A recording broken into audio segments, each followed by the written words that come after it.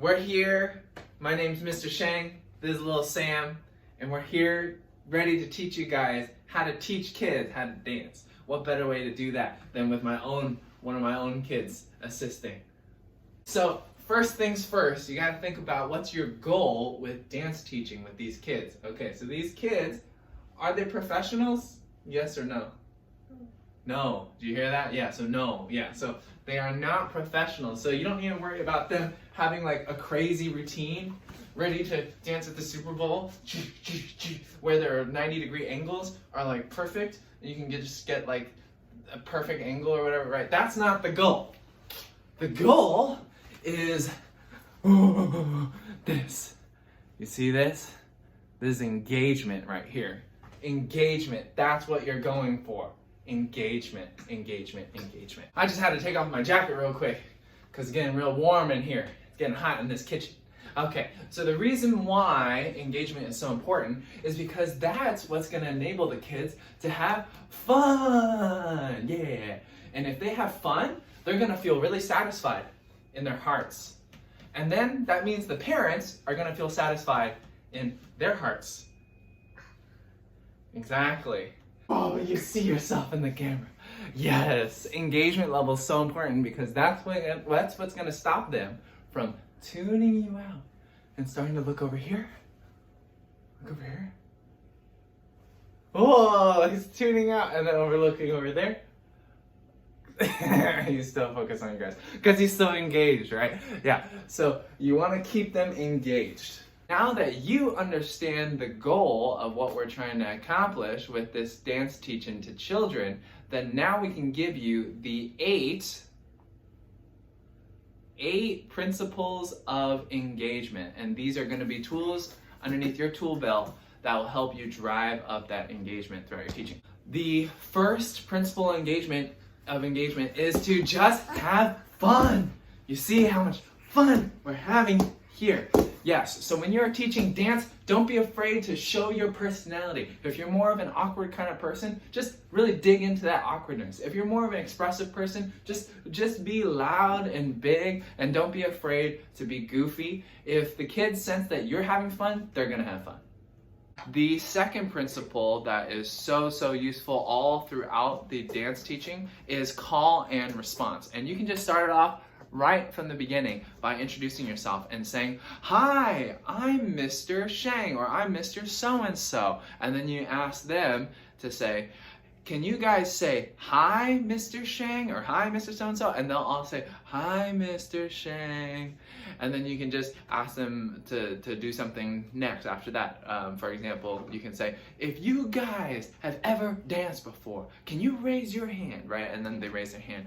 And then you can say, "If you have had," or maybe you could say, "Do you want to have fun today? Are you guys ready to have fun? If you're ready to have fun, keep those hands up and shake those hands," right? And then they start shaking those hands. And so you just do call and response, and that way they can stay interacting with you and you can keep their attention span focused on you, where they're not just listening to you throughout, 15, 20 minutes, but they're actually ebbing and flowing and relating with you. The next principle is to give lots and lots of encouragement.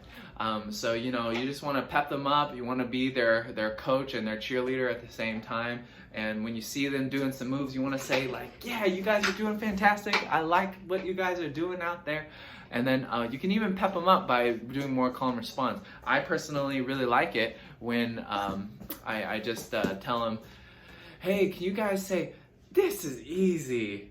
And then they'll be like, "This is easy," right? And they'll wipe off their sweat and be like, you could say like, "Oh, everyone say, 'whew,' and then they'll go, 'whew,' and then you can say, 'This is easy, this is easy,' right? And then it just lets them feel like, I can do this, I can do this. Yeah, so keep encouraging them. The fourth principle to keep watching out for is making sure that your engagement level and excitement level of the group is moving in an upward curve. So you want to start it off right in the beginning, and then with that excitement of interacting and introducing yourself, and then just keep them engaged and excited. And you want to try to have it go up and up and up and up until the climax. And one of the ways that you can do that is with the fifth principle, where you can interact with the children spontaneously. So if you see one of your kids wearing a blue hoodie, for example, hey, over here, you were wearing a blue hoodie. Why don't you come over here?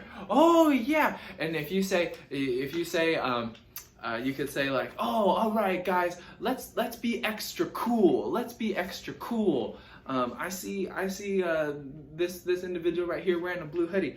Why don't we all pretend to put on our hood on for this next run of this routine that we got going on? And then everyone pretends to put their hood on, right? Even if you don't have a hood on, you could be inclusive of all the kids and say, hey, pretend to put your hood on, right? And then everyone would be like, cool, right? Okay, yeah, so that's one way you can interact with them spontaneously just based off of what you see. And the sixth principle that will also help you continue to drive up that engagement over time is the 75-25 rule. This is my rule of thumb that I find super helpful. What it is just you teaching 75% of the choreography and then doing it with music and then teaching them the last 25%.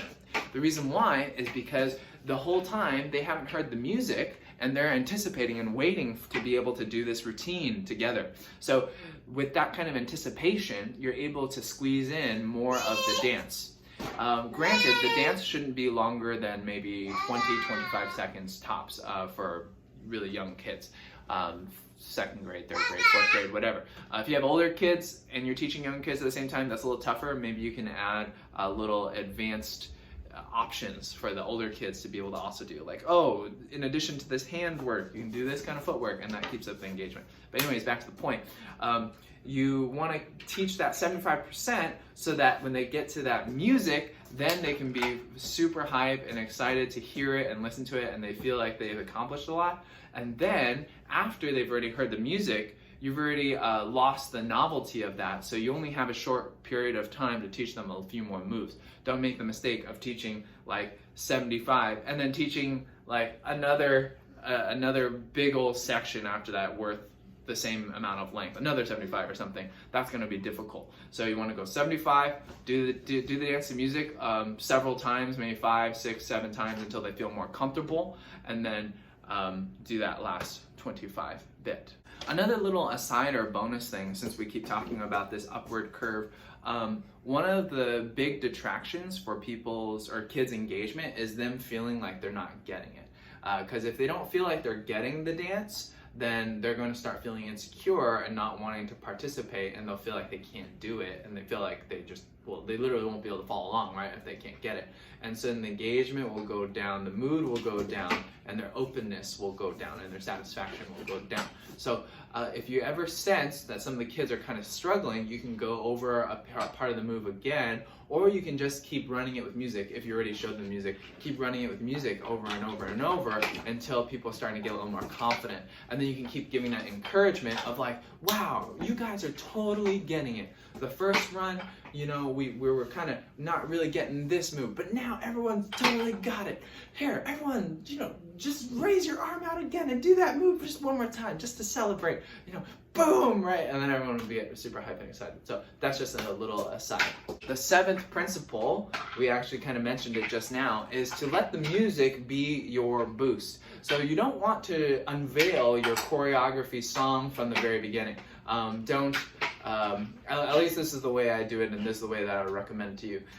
Don't show them the dance music in the very beginning to get them familiar with it. You want them to keep having that suspense of like, oh, I wonder what the song is actually going to sound like. That's not to say you can't play background music in the beginning, or maybe just have some like low upbeat music in the background as you teach, as long as it's not distracting. That's all good, but you really want to unveil that music at that 75 mark as like a climactic moment or a near climactic moment. And something that you can do for call and response that I really like to do is you can ask them to request the DJ to play music. So let's say you have someone helping you, like DJ Meg or DJ Sabrina, or DJ Joanna or whatever, or DJ Rowie. Then you can ask them, and you can tell all the kids, can you guys say DJ Meg, and they'll all say, DJ Meg, play that music, and then they'll all say, play that music. And then, you know, if they're not loud enough, you can always get them to do it again, like DJ Meg, play that music, play that music. Right, and then all the kids will do it, and it'll be super fun. And then they'll hit that music, they'll hear it, they'll do it. It'll be really nice. The final and last principle, which allows you to be all done. Can you say all done? Can you say all done? Yeah, all done. This allows you to be all done is you having a climactic ending. That's the 8th principle. So a climactic ending could be something where all the kids within the climax of the song, you know, you would imagine that the song would probably get most upbeat at this point in time of this end of the dance. Maybe you get all the kids to party in place, Yeah. And then at the end, they hit a pose. Yeah. Or something like that. And then you can model for them, and maybe they can all, you know, show their own personality by doing their own pose. And you can guide them by saying like, what's your favorite sport? And then, you know, like calling people, and some kid will be like, oh, football or something. And then, you know, maybe their final pose can be like a football pose or something like that. And that way you can guide them a little bit. But just something to really give an ending to it. You don't want it to kind of just trickle off, because then the excitement level will go down. You want that engagement level to go all the way up. Those are the 8 principles, guys. Let me know if you have any questions. All right, thank you. Bye. Samuel, can you say bye-bye? Bye-bye. Can you wave to them? Oh, he's waving to you guys. You just can't see. Goodbye. Yeah, all right, excellent. Okay.